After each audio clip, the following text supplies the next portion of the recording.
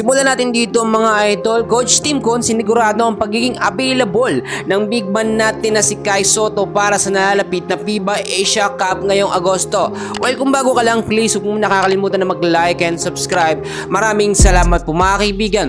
Inuunti-unti na po ni Coach Tim Con na makapag-practice ang lineup ng Gilas Pilipinas. So ngayon kasi kinakailangan din i-finalize na ni Coach Tim Con ang 12-man pool niya na kung saan nga po ay magagamit niya na maayos ang mga player nga po ng Gilas Pilipinas. So recent sa mga update natin hindi magiging effective eto nga pong triangle offense sa magiging unang laban ng Gilas Pilipinas. Bale August 5 po yan kontra sa kupunan ng Chinese Taipei. Dahil nakalaban natin yan sa FIBA Asia Cup qualifiers, tinalo tayo. Pero that time wala po si Kai Sotto.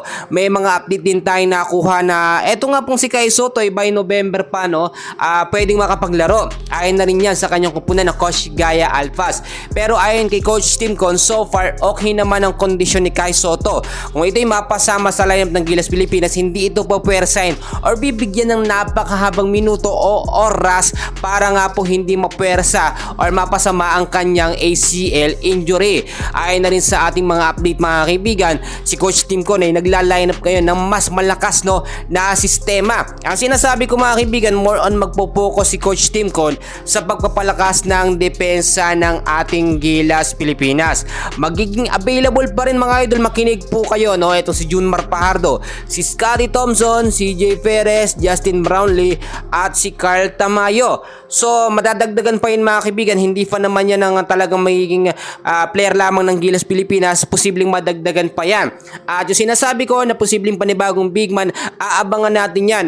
Either pagpilian din po si Kwame mga kaibigan kung sakali nga pong hindi mapasama si Kai. Pero syempre ipupush po ni Coach Tim Con na mapasama si Kai Sotto dahil siya lang talagang may kapasidad or may kakayanan na maging ka-twin tower nga po or kaduo nito nga pong si Junmar Fajardo. Alam nyo mga kaibigan, pag nandiyan si Kai Sotto, Junmar Fajardo, meron pa tayong Japet Aguilar, napakalakas po ng ating depensa. Doon dapat mag-focus ang ating Gilas Pilipinas national team para makasigurado tayo, kasi ang ginogol po talaga ng Gilas Pilipinas ngayon mga kaibigan ay makakuha ng kintong medalya at makapasok po sa FIBA World Cup sa 2027 at yun din po sa ginaganap po na gagawin pong Olympics sa 2028 sa Los Angeles. So mangyayari lamang yan pag magandang performance na pinakita ng ating national team Gilas Pilipinas dito nga po sa narapit na FIBA Asia Cup.